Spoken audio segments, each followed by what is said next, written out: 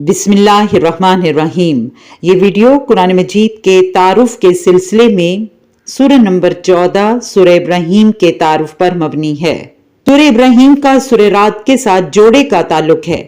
ان دونوں سورتوں میں کئی ایسی آیات ہیں جو سورہ البقرہ کی بعض آیات کے ساتھ مشابہت رکھتی ہیں۔ سورہ رعد میں کسی نبی یا رسول کا ذکر نام کے ساتھ نہیں آیا۔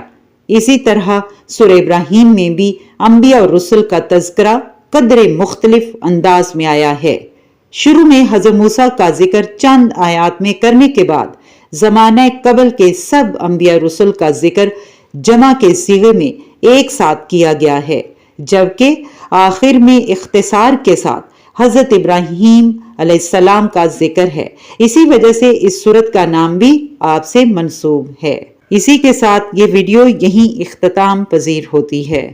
اللہ سے دعا ہے کہ اللہ ہمیں قرآن پڑھنے، سمجھنے، سیکھنے اور اس پر عمل کرنے کی بھرپور توفیق عطا فرمائے۔ آمین۔